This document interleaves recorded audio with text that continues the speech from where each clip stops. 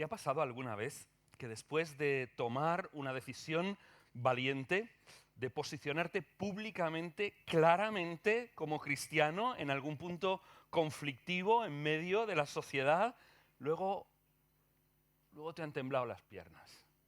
Luego has sentido miedo, de las repercusiones que eso podía llegar. Quizás todo iba bien, pero de golpe una crítica fría, de golpe unas risas, de golpe igual están riendo tus compañeros en la oficina de al lado y tú dices, ¿será por mí? ¿Será por mí esas burlas?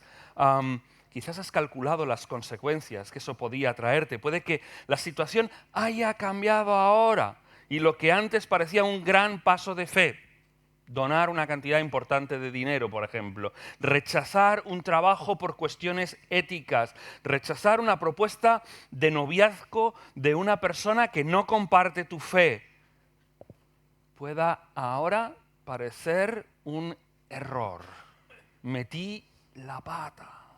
Eso de ser valiente no me salió. Cuando las cosas, en lugar de cambiar para bien, cambian para mal, es fácil preguntarse, ¿no habré metido la pata? ¿No habré sido excesivamente impulsivo? ¿No habré sido excesivamente radical con esto de la fe y realmente no era para tanto?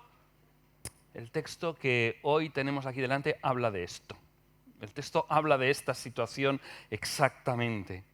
Comienza con un después de estas cosas. Y uno dice, ¿y después de qué cosas? Después de una gran victoria, después de un gran suceso. En el capítulo 14 de Génesis, ¿qué viene? Pues viene que Lot, que vivía en Sodoma, pues llegaron una confederación de 4 reyes dirigidos por Kedorlaomer y después de eso ocuparon la ciudad, tomaron todos los bienes y se los llevaron y Abraham, ¿sabéis lo que hace? Dice, es mi hermano. O sea, no se plantea más cosas, no hace un cálculo considerado. 4 reyes con 4 ejércitos que habían arrasado con todo. Y Abraham coge 300 y pico de personas y se va detrás de ellos y les inflige una derrota. Aquello les cae encima en plena noche cuando menos lo esperaban y los destroza completamente. Y ahora regresa triunfante y cuando llega el rey de Sodoma le hace la propuesta de la vida. Le hace la propuesta de la vida que es quédate con todos los bienes y solo pásame las personas. Y Abraham dice, ni muchísimo menos.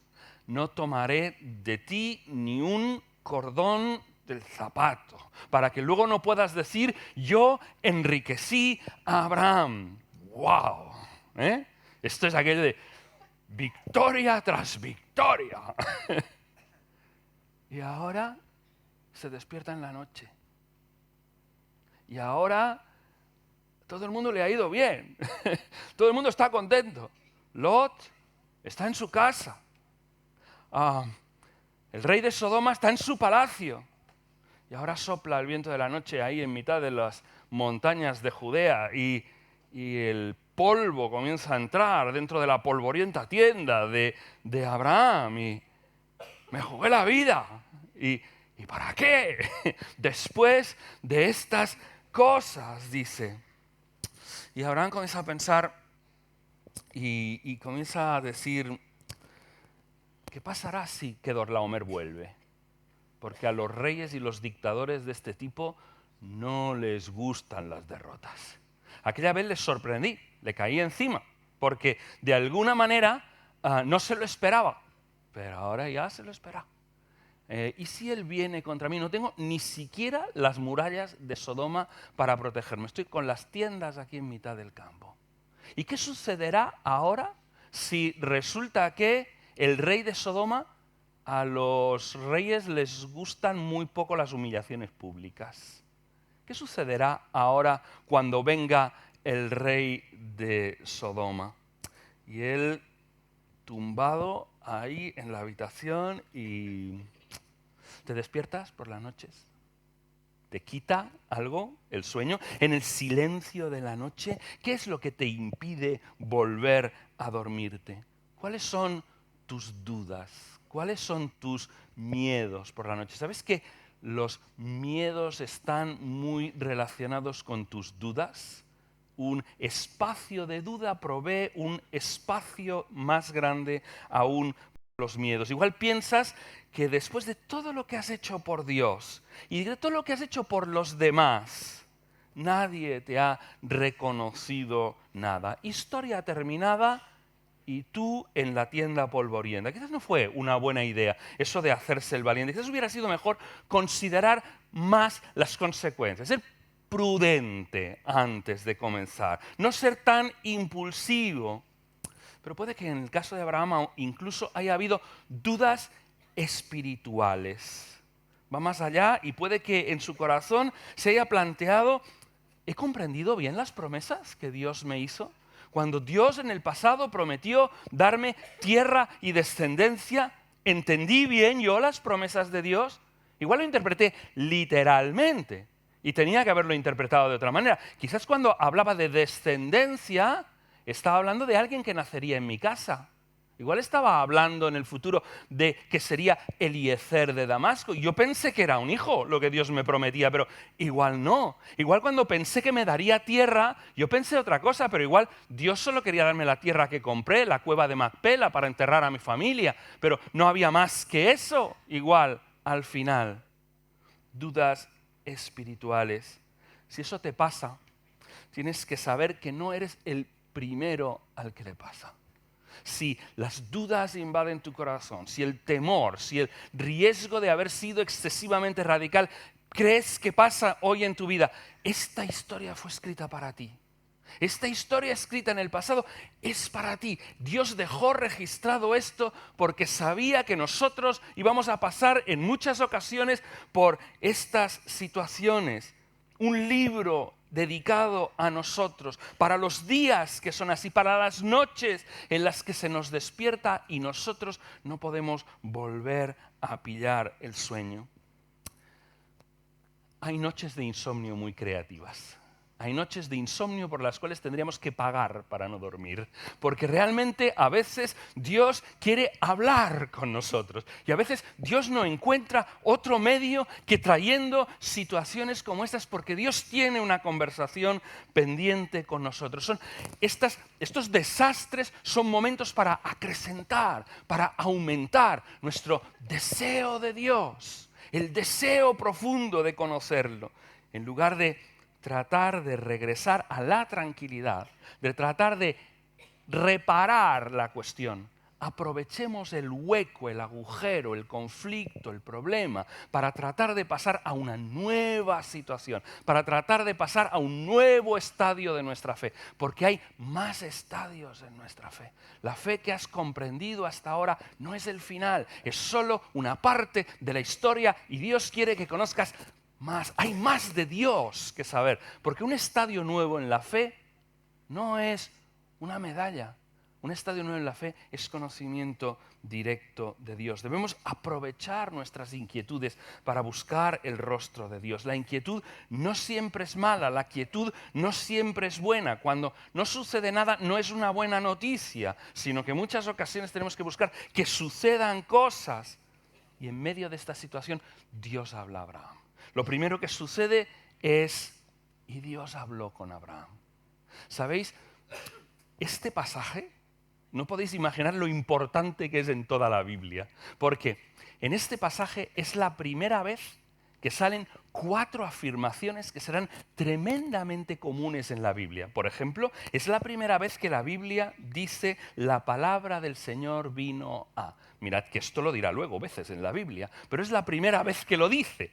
Y cuando hay una primera vez de una afirmación que luego se reproduce a lo largo de la Escritura, la primera vez que aparece es muy importante, porque la primera vez te define el significado de todas las otras veces que lo... Pero nosotros hoy tocaremos solo 2 de las 4, ¿vale? Pero tocaremos esta primera y otra que está en el versículo 6, que son primeras veces que aparece en la Biblia un pasaje. ¿Qué dice Dios y qué hace Abraham? Eso es lo que vamos a ver a continuación. ¿Qué dice Dios y qué hace Abraham? La primera cosa que dice Dios es esta. Dice, no temas, yo soy tu escudo. Escúchame bien. Estamos tan acostumbrados a escuchar palabras de la Biblia que a veces no entendemos y nos suenan a repetido. No temas, no temas. Primera vez que sale en la Biblia, saldrá a veces esto de no temas. No temas, Yo soy tu escudo. Queridos, todos sabemos que hay muy buenas razones por las cuales temer en la vida. Hay muy buenas ocasiones para las que temer. Somos simplemente unos seres humanos frágiles, a los que les ocurren toda clase de desastres. Los desastres naturales nos afectan, las crisis económicas nos golpean, los problemas emocionales nos rompen el corazón. Los problemas físicos, la enfermedad, la muerte nos alcanza, la nuestra y la de la gente querida. Y no hay ni protección ni seguro contra ello. Los seguros tienen una mala costumbre. Los seguros tienen, algunos de vosotros sois agentes seguros, igual, no va contra vosotros. Tiene que ver con los seguros, no contra los agentes de seguros. Los seguros tienen una mala costumbre, que es protegerte cuando el daño ya ha sucedido. Yo quiero un seguro para que me proteja antes de que el daño suceda, no para que me paguen dinero una vez ya ha pasado las cosas.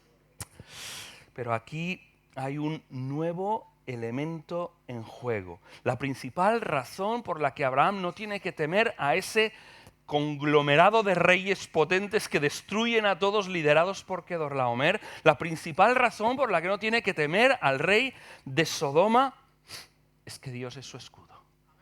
Eso es potente. Que tengas un escudo y un lugar en el cual refugiarte detrás de Él de forma que nada que no esté previsto por Dios para tu crecimiento, para tu bien, no te alcanzará. Dios está a tu favor. Dios tiene un plan concreto para tu vida y tiene un pacto contigo. Dios es el Dios de los pactos, un Dios que te va a dar sin esperar nada a cambio de ti. Eso es lo que está afirmando la palabra de Dios. Dios siempre es y será escudo alrededor de los suyos. La única pregunta es esta: ¿hemos aprendido a confiar en el Dios que es un escudo para mí?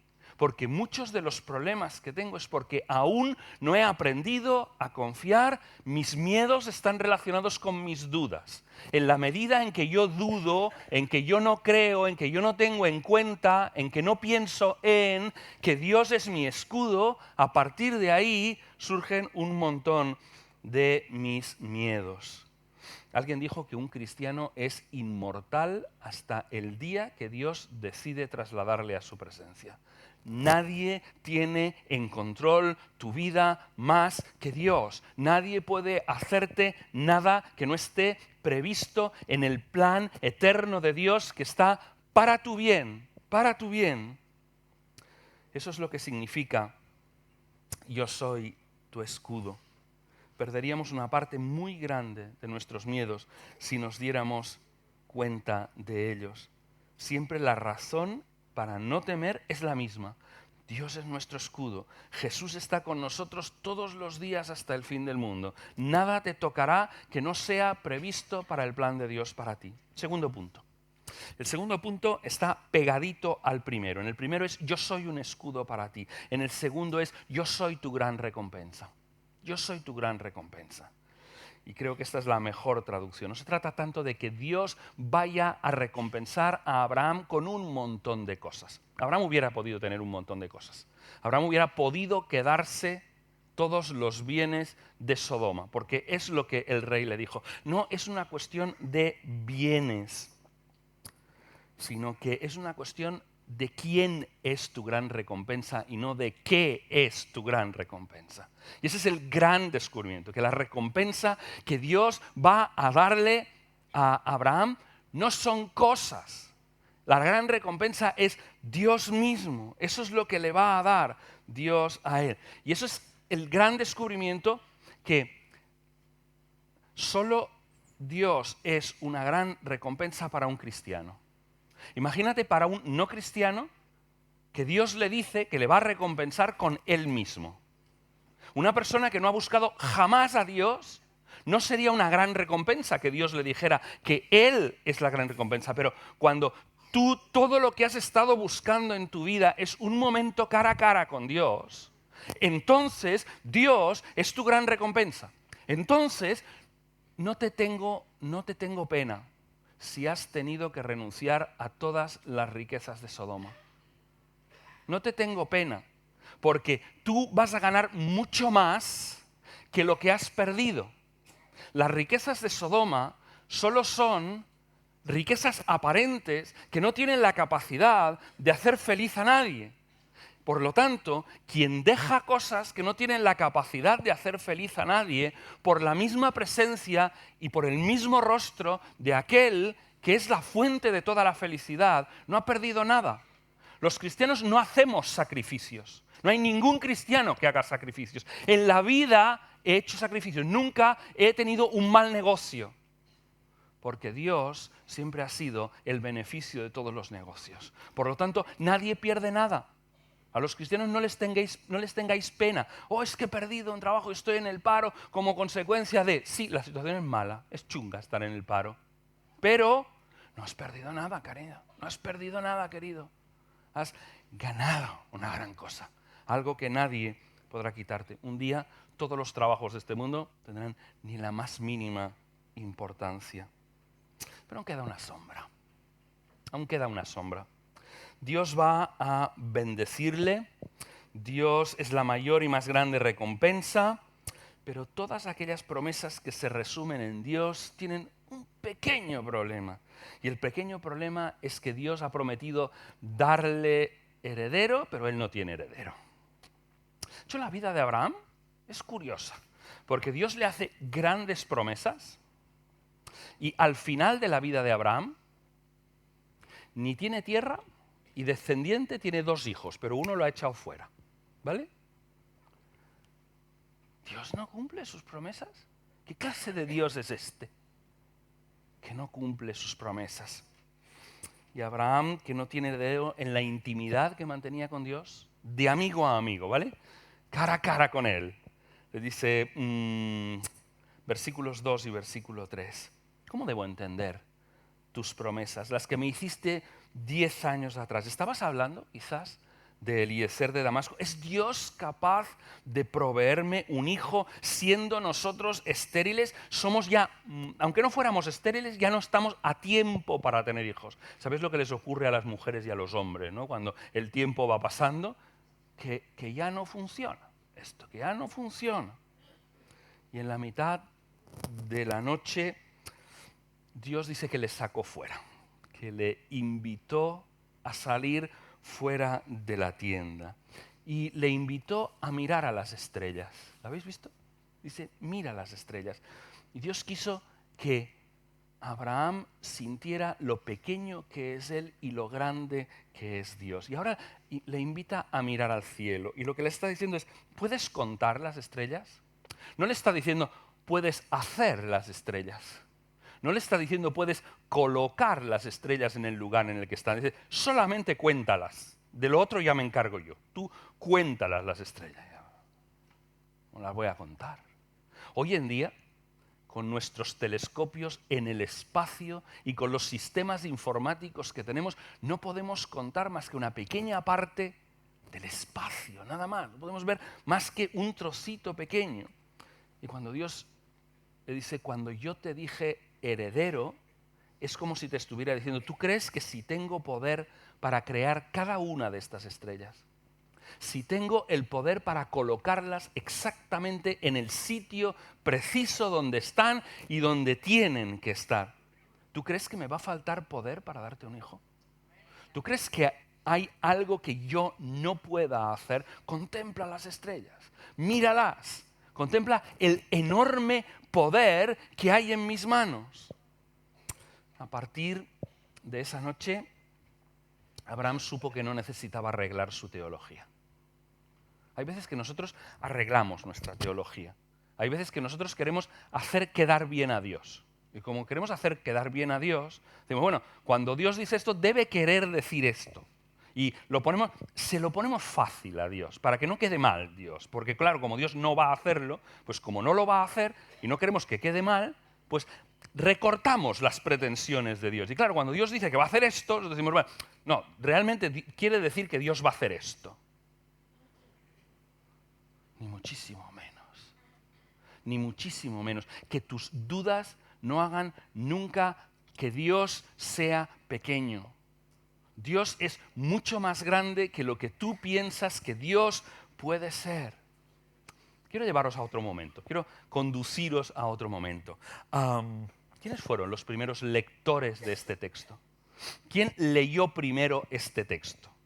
Este texto fue escrito exactamente no para Abraham, sino que el texto fue escrito siglos después. Y el texto lo escribió Moisés. Y Moisés lo escribió para los hebreos que andaban por el desierto y que se dirigían a la tierra prometida. ¿Qué función tenía este texto para aquellos primeros lectores? La función era esta. Vosotros pensáis que yo no tengo poder para meteros en el interior de la tierra. Vosotros pensáis que los habitantes de la tierra, ¿os acordáis lo que les dijeron los que fueron a inspeccionar la tierra? Les dijeron, los habitantes son gigantes y nosotros les parecíamos a ellos langostas.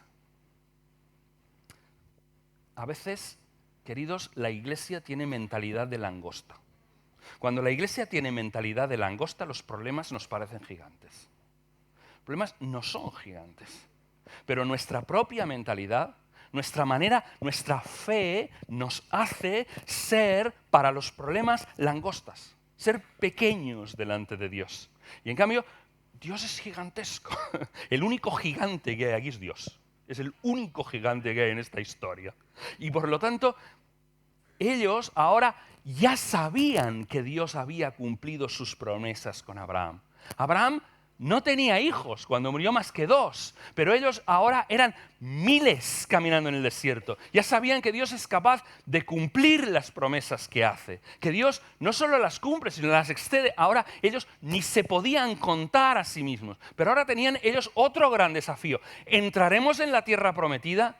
Y Dios le dice, de la misma manera que yo pude cumplir mis promesas en el tiempo que había solo 2 viejecitos, estériles, y yo traje todo esto de ellos, esto puedo hacer con vosotros para meteros en el interior de la tierra. ¿Entendéis? Aquí solo hay uno pequeño, que soy yo, y uno grande, que es Dios. Por favor, no tengamos mentalidad de langosta. Por favor, tengamos mentalidad para conocer quién es el Dios. La última parte, la respuesta de Abraham. El versículo 6 es otro de esos que se repiten un montón de veces en la Escritura, ¿vale? Implícita o explícitamente. Explícitamente 4 veces, pero implícitamente muchas veces más, que es el versículo 6, y Abraham creyó en el Señor y él se lo reconoció por justicia. Lo cita Pablo, lo cita varias veces. Versículos fundamentales de la Biblia, pero esta es la primera vez que aparece. ¿Para qué está este texto aquí? Este texto no está aquí para que tú digas cuán grande es la fe de Abraham. No está aquí para eso. Algunos miran a ese hombre de fe que ante lo imposible decidió creer en Dios, miran su fe floja, débil y piensan que si ellos tuvieran la fe de Abraham, entonces sí podrían hacer grandes cosas. Esta no es la enseñanza de este texto. Este texto no pretende promover cristianos hipocondríacos, que están tomándose la temperatura espiritual, contando el pulso espiritual y lamentándose de los resultados miserables de la vida de fe que llevan. Lo que este texto destaca no es el tamaño de la fe de Abraham. No está escrito para eso este texto. Cuando queremos que nuestra fe crezca, no tenemos que irnos al gimnasio de la fe. No tenemos que hacer ejercicios de fe. No tenemos que autoinducirnos sentimientos de fe. Al contrario, este texto no está para esto. Está para cambiar el lugar al que estás mirando. Lo que hace crecer la fe no está en mí mismo, no está en mi misma fe. La fe crece no cuando yo me autoinduyo ahí una cuestión de tienes que tener más fe, tienes que tener más fe, tienes que tener más fe. Esto no funciona. Lo que funciona es cambiar el lugar de la mirada y mirar al gran Dios. Mirar al gran Dios que tiene no una estrella, tiene el universo en sus manos. Un Dios que lo puede hacer absolutamente todo. Cuando tú miras ahí, tú sabes una cosa. No hay nada que ese Dios no pueda hacer. Y esa es la enseñanza de aquí. No que mi fe es tan grande o que es pequeña, sino que hay un Dios que no conoce el imposible. Las gentes nos fabricamos un Dios a nuestra medida. Nos hacemos un Dios pequeño a quien nosotros podamos dominar.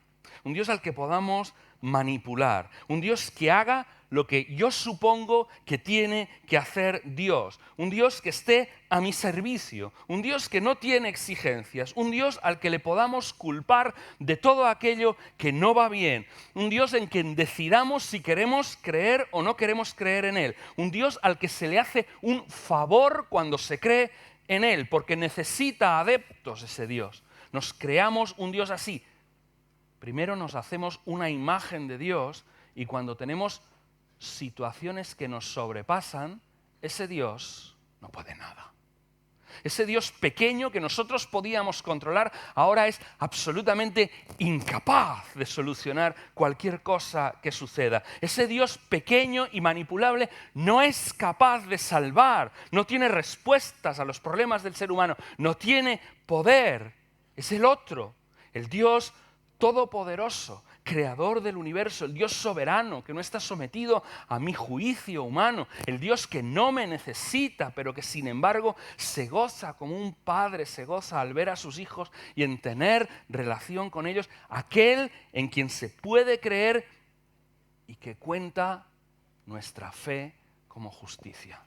Este es el Dios que nos puede salvar. Desde Génesis todo ha sido la misma historia. Desde Génesis todo ha sido la pregunta de ¿en dónde vas a poner tu gozo y tu confianza? ¿Cómo es el Dios en el que tú crees? Porque el problema de Génesis es que llega un momento en donde Adán y Eva creen que lo que puede dar el árbol es más deseable que lo que puede dar Dios. Que el resultado del árbol es mejor que la presencia del Dios incomparable, de ese Dios que se pasea por el jardín y que hay algo más deseable que Dios. El problema de los cristianos es es encontrar que hay algo más deseable que Dios. Por lo tanto, cuando tú encuentras algo más deseable que Dios, dejas de hacer la cuestión básica de un cristiano, que es amar a Dios por encima de todas las cosas. Porque comienzas a amar las cosas por encima de cualquier otra. Volver a Cristo, volver a Él, es encontrarle más precioso, más maravilloso, más grande, más poderoso, más incomparable que ninguna otra cosa. Volver a tener tu gozo en nada más que en Cristo. Y no reconocer que hay ninguna otra cosa que puede llenar tu corazón con una mayor satisfacción que la satisfacción que da Cristo. Esta es la consecuencia de este mensaje. De esto está hablando. Por lo tanto, no es una mala idea perderlo todo. No es una mala idea hacerse el valiente cuando estás poniendo tu confianza en Dios. No por cualquier cosa, no por imprudencia, no por tonterías. A veces los cristianos hacen el tonto. Pero cuando Dios ha dicho, cuando Dios ha prometido, no hay nada más maravilloso, nada más precioso que creer en Él. Esta es la palabra con la que quería dejaros en el día de hoy. Dios os bendiga, hermanos.